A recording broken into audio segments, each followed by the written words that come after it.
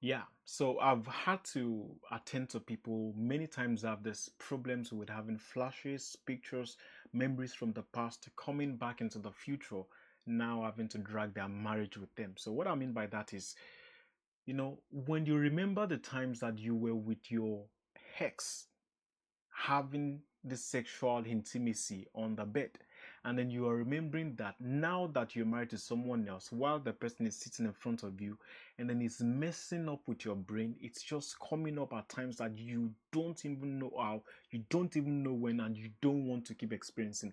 That's what I'll be talking today about: the archive. That's the archive that the brain keeps, and this has to do with how sexual experiences, how your past experiences hijack your present intimacy. I know that it's going to be life transformative for you. I'm Shei Aliu, a life coach, and I'm a business owner, I'm an entrepreneur. I'm not going to be getting into much of that today. And I believe this is going to transform your life tremendously. Share with everybody who you know is going to need this. Now, the first thing to understand about how the brain works with memories that it keeps and the archives it keeps is that you do not choose. As the owner of the brain, you do not choose the kind of memories that you keep. And that is why you remember many times you've studied for an exam, you get into the exam hall, you studied for this thing, but you're trying to ask your brain that you uploaded the files into, but you don't remember. Which means that there are things that your brain would remember, there are things your brain would not remember. Means that there's a system that your brain works with that you are not consciously aware of. But the moment you become consciously aware of it and you know how the dynamics of the brain is, or what the dynamics of the brain is, you are at advantage to know how you control your memories and your experiences, whilst may not be that kind of control you're looking at, but then you have a upper hand at controlling what goes into your brain, how your brain keeps data, interprets data, when it shows you data, and when you don't want it to show you some data from it. So many people now have this unending struggle with battling with memories of the past. Now, it's not a new thing, it's always been, but it's on the rise now because there are many things that could remind you, there are many things that could help you trigger those kind of past and bring it into your present. Now we have phones, you can document memories, you can see your ex from the past, you can still see their profile pictures. So data is quite circulating so much more that your brain can see a picture of somebody and start remembering the past that you've had. Now, aside from that, you understand that there are some other triggers, like you being with your partner on the sofa, with your husband on the sofa, and because you take some kind of position, your brain travels down to pick that kind of position in your past and try to make you to justify it for you now. And the sad part of this is also that sometimes, because of the stress and the necessary stress and struggles that humans go through, your brain then sees a crack in your home, which is more like your partner is not emotionally available, and then your brain goes as far back to bring those memories to cushion you in the now because your brain wants you to be safe. Now, I will explain this to you, and I want you to pay attention to it. The first job of the brain is to keep you safe, whether or not you want it, whether or not you like it, whether or not you consent to it, whether or not you desire it. Now, there's a place of consent, it could be rigorous, hard, overriding, or just being passive. Now, your brain makes these choices. The good example I'll give you is this: you don't have to think about your eye blinking before it blinks when anything is coming into it. Your brain is meant to keep you safe. So even if it means that your marriage is your marriage is going to be destroyed or is going to be affected, what your brain is looking out for is you. So the moment there is a gap between you and your husband, your brain is looking for, how can I help this guy? How can I help this lady? How can I make you feel better? Then it starts using its archive and also the magnetic energy available to it to bring every experience to cushion you at that point. And that's why when you see that your ex has not been messaging you, but it is the moment you are off from your partner is not emotionally available, you have these misunderstandings and arguments, that's when you find somebody come around to start giving you that kind of emotional closure, emotional listening here, much more than you have bargain for it. Now, that is why we're having this topic, and the intent is so that you can be transformed at the end of it. So, the first thing I will talk about is how this archive, this brain archive, gets built. This memories that flashes into your brain and comes up when you don't need it. How it comes about is the first thing I will talk about, and I have 4 points here to help you understand the dynamics of that. The first of which is your brain, the human brain, files information by intensity, not by category. By intensity, not by category. So I have this bookshelf behind me here. Now, if you, well, you can't see it, but then I have a section for my psychology books, for my uh, church history books, for my self-developmental books. I have those categories on the shelf, and some other books that I have in the house. There's a way I categorize it. But when your brain wants to archive memories, it doesn't categorize, it dumps everything in a space. Maybe I shouldn't use the word dump. It puts everything in a space. And that's why you see that at any point in time, your brain can drag any of the memories, bring them to your face, and show it to you. And the tricky part about the brain is your brain is not a third party person trying to bring an information to you for you to see and consent to whether or not you want to see it first. No. Your brain is in your head. So it works more like you wanted it, or you applied for it, or you told your brain to do it, but you didn't. Your brain is just trying to help you with, can I give this guy this?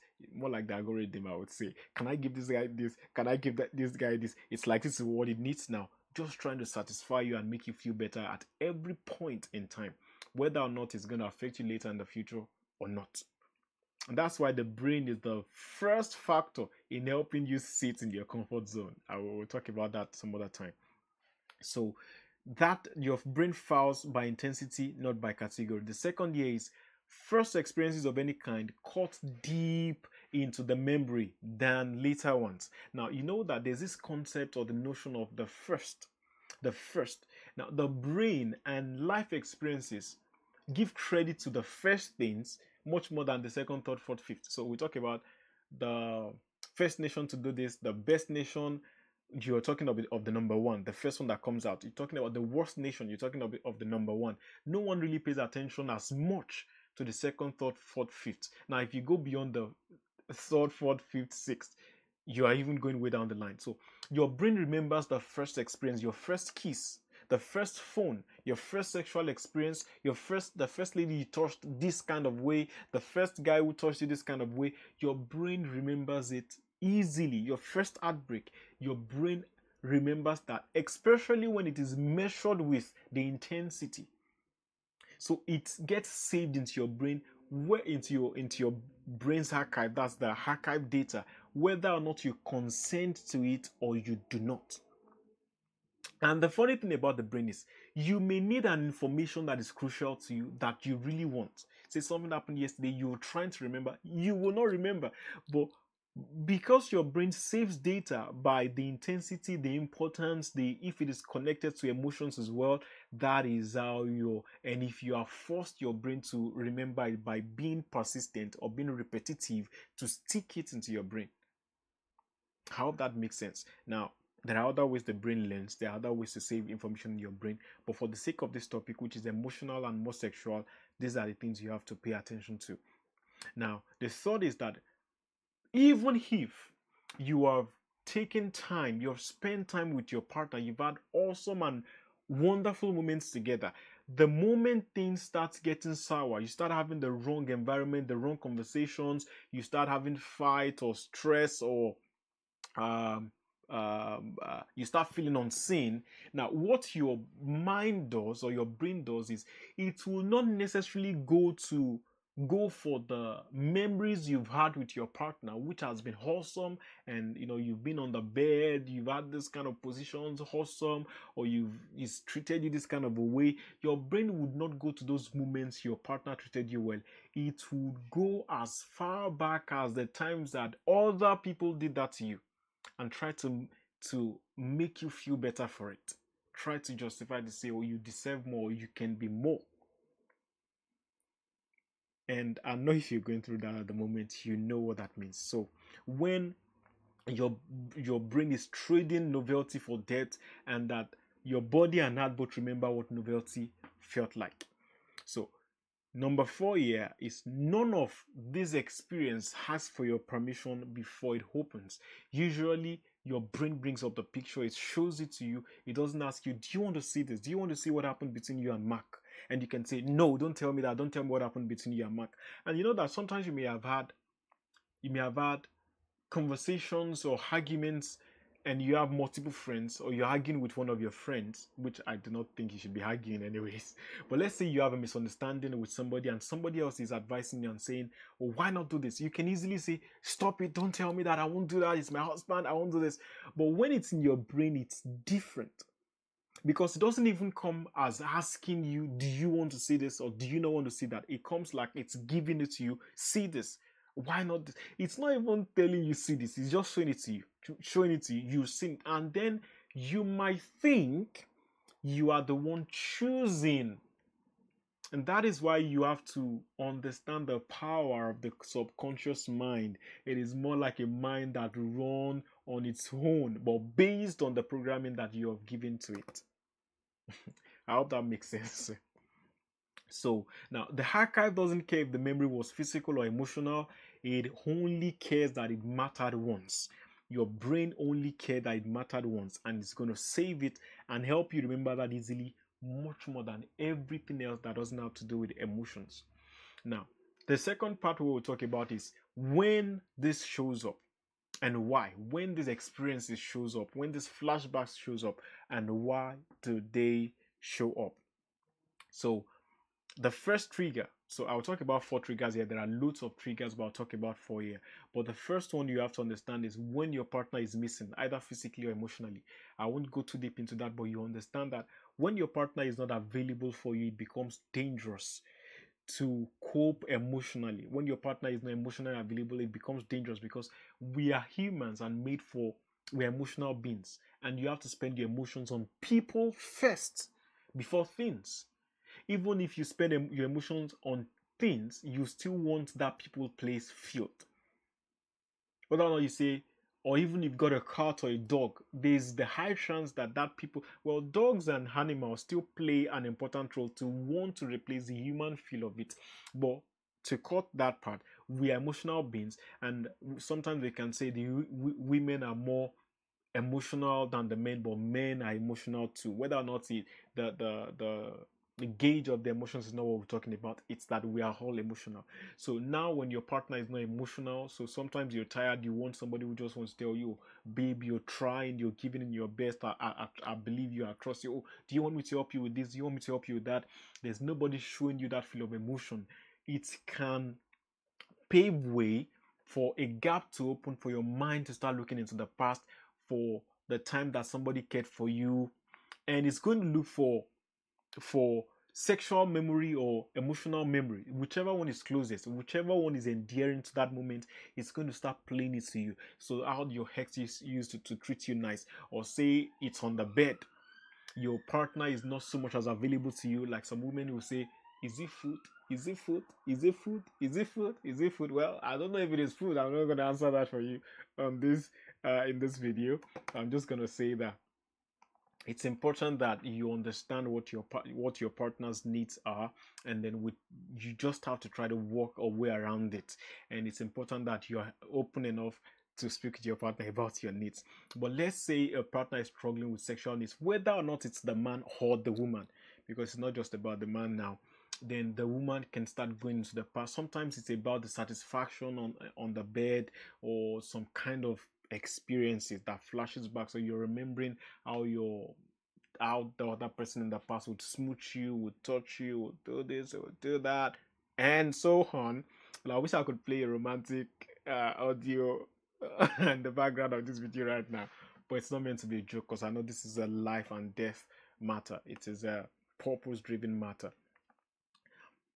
So your brain goes into the past and do that, whichever one is, yeah. So the trigger number 2 is you may also be right there with your partner. You may, so talking a little about your partner not being emotionally, not being present physically. Sometimes your partner is in another country, you are in this country, can be really difficult to cope with. And also, some evil, wicked, bad men or women know how to take advantage of people who don't have their partner around, because they can be sexually available. So, but I won't get too much into that. But if you are one of those kind of people, you need to guard yourself really well. Know the kind of conversation you have, because there's going to be enough gap for people to come around to want to fill that space. And before you know it, you're slipping into what you do not want to get yourself into. Now, but I won't say so much about that now. Trigger number two may be your partner. You could be together on the bed, on the sofa, watching a movie, and because of what's it called, sorry,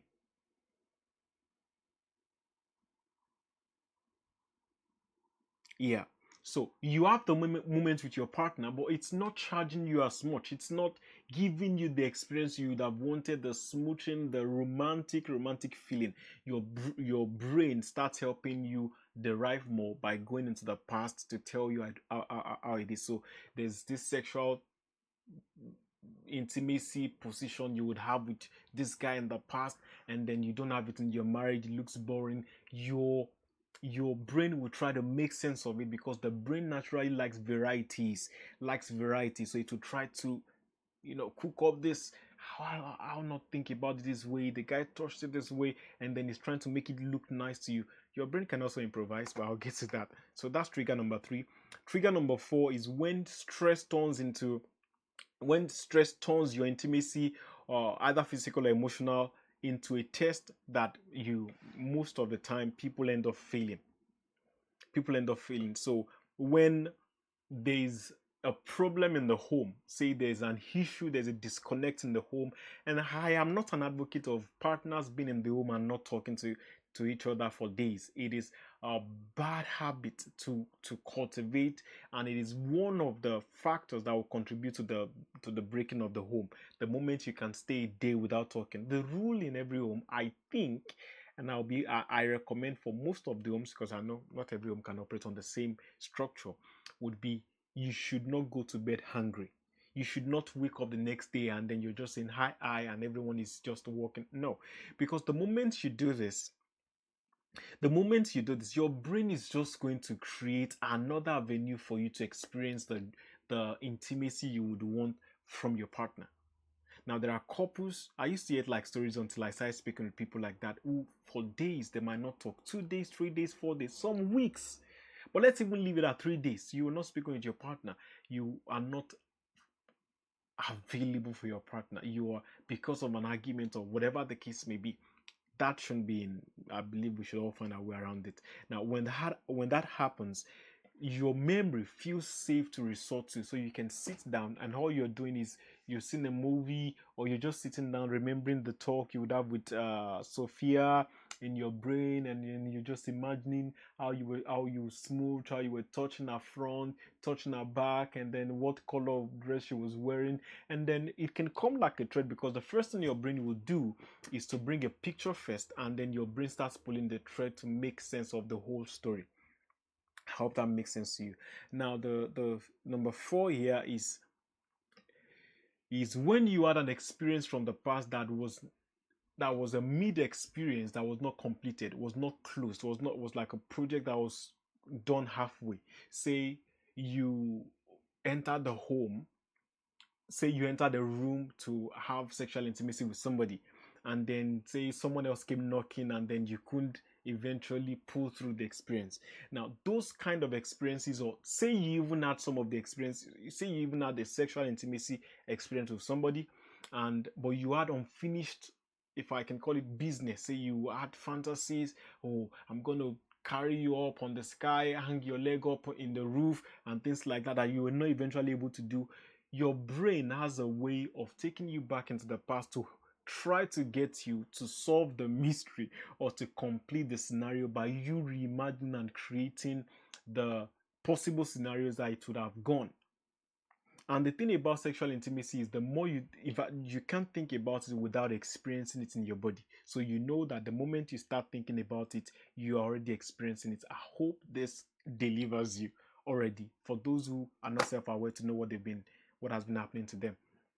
So you don't want to go into that part because your brain will use your creative ability and create all of these experiences in order to present it to you.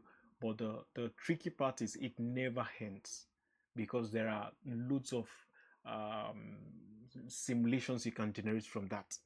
I hope that helps you. So now what we have to understand is what shows up in your head, whether or not it's a memory of touch or it is a memory of being understood, whether sexual or emotional, it comes on it comes by a choice, and it doesn't have to be to place a verdict on your mind. It comes by what you can choose, whether or not it's in your brain, like I've talked about. You can still choose to say, this is what I want to think about. I do not think about this. I cannot be feeding on this kind of information. Now, what is the solution I have for you? While there are lots of solutions I can recommend to you, it's my job. I do this every time. I'll give you 6 here and I'll run it through really quickly. The first is that you separate the memory, whether or not it is sexual or emotional, from the meaning you hand it. So if you look for it for safety, you have to come back to understand, no, you don't make me safe. You may make me feel good and release dopamine in the now, make me feel better, but it's more like just drinking alcohol in the name of I'm going to get better, I'm going to be fine. When that stops or wears off, you're going to come back to the mess that you left, to the argument you left with your husband.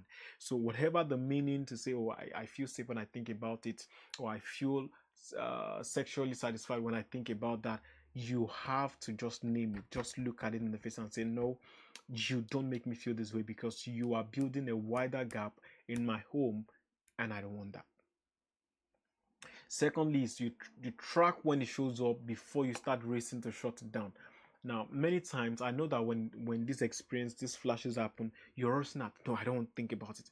And the moment you start rushing into that, you struggle.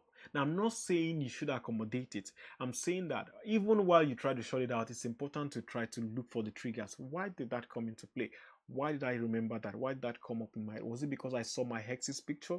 Was it because she's is it because she's doing better now? Is it because I'm starved sexually? Is it because you have to know? Because understanding why this is happening is crucial to knowing how you can get rid of or you can work out the solution. The number three is you feed the relationship the newness your mind keeps chasing elsewhere. So whether or not it's a sex position your mind is going into the past to look out for, introduce it in your marriage now. Whether or not it's a kind of intimacy, like the kind of words you exchange, try to introduce it in your marriage now. And that is why it's quite crucial that you have somebody who you can grow together. And I hope that helps you. The number four here is you say the hard sentence out loud and you say it gently. So for this, I'll add this clause. I recommend and I admonish and I would want everybody to try as much as possible to have a partner that you can speak to, you can talk and not be ashamed. Because the first thing is when you're having these thoughts and these flashes and this struggle in your head, you are having a kind of shame about it because you're struggling about it. Now, if you also cannot communicate it with your partner, that's shame on both ends. So that will just compound your struggle. So, what am I saying? The best thing to do is to be able to discuss with your partner, and that's why it's crucial. Try to have, if you're unmarried, try as much as possible to have a reasonable person who can listen to you without judging you first, and also live a life that is not worth judging. Don't judge people and expect them to be fair on you when you open up to them. You should also be the kind that, if your husband comes to you or your wife comes to you to tell you this happened in my past or this is flashing up in my brain, you would accommodate them with grace and not think, oh, I have to start monitoring them now because they might be promiscuous. Nah, nah, nah, nah, nah, nah, nah, nah. So when you say it out loud, could be as simple as when you say, oh, love or babe, I notice I drift when we are together on the sofa. My mind drifts to remember this. My mind drifts to this person, and I really don't want this thought in my brain. And they can help you recover from it. And you should understand that whatever is said is easily conquered in the mind. Whatever you can say out to people can be easily conquered, whether or not it's lost or any other thing you can think of. Now, number 5 here is close what never actually was never actually closed. Now, whatever kind of memory it is, whatever kind of, oh, you fantasize you were going to have this kind of sexual experience with this person, you were not able to have it, close it. Close it. And the easiest way to close those kind of experience, to be fair and honest with you, is when you communicate with somebody, whether it's someone you are accountable to, or to a coach like me, or to a therapist. Speak it out. Tell somebody, I feel like this, I think like this happens to me, and I don't want it to happen anymore.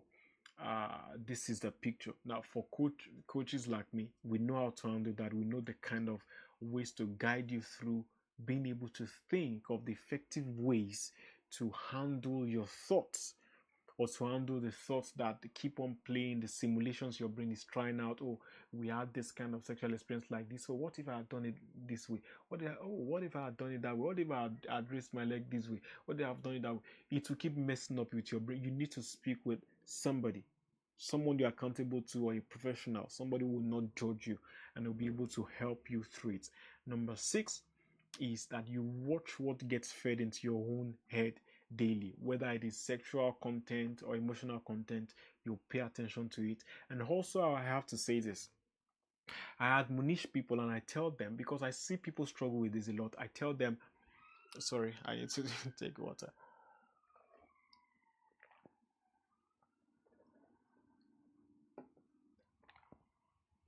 So I tell people, I say it is better and safer to not have this kind of experiences at all, to reduce it to the barest minimum, than have them and want to walk your way around not having these flashes happen to you. So I'll tell you the story. I have a boy, my mentee, and then he had some sexual experiences, and then I told him, you can't keep on doing this, because one thing that may have already started happening to you is, while you're having this sexual experience with this new person you're with, pictures of the previous ones will start flashing in your head. And this guy consented. I said, yes, that's his experience at the moment, and it's messing up with his brain. Now, for you listening to me, if it is happening to you as well, whether or not it has happened, or to anyone listening and it has not happened, ensure you reduce the possibility of you accumulating sexual or emotional experiences that is undue for your future, because it can be destructive. You don't have to get into it before it happens to you, before you learn from it. Just be chaste. Let's take up this traditional understanding of chastity. Your body is meant to be dignified. You should have self-dignity to say, not everybody can put their stuff into me, or I put my stuff into them. Have self-dignity. Know that I shouldn't be doing some things because my body is dignified. Let's all come to that traditional communal understanding, community understanding of, we are not meant to keep meeting with people, different times. It is undue for whatever generation in the past, now, or in the future. And I hope that you agree with me on that. Now, if that has been your experience, please, if you need to rewatch this video, rewatch it. And I want you to leave me subscribes, likes while you're watching this, or recommend it to those you know it is going to deliver and transform their lives. I'm all about life transformation, and I want you to be transformed. This is why I'm doing this. I would also want you to go through my links to buy my books, How to Find a Mentor, Why People Don't Believe in You and How to Prove Them Wrong, Uncommon Trajectories, How to Transform Your Life. You can have that on do I have the link here? Yes, I'm going to show you the barcode at the end of this. You can scan the barcode. You can pause your screen and scan the barcode at the end of the video. I hope you subscribe and you watch out for my next video. Thank you so much for watching this. Have a nice time. Bye bye.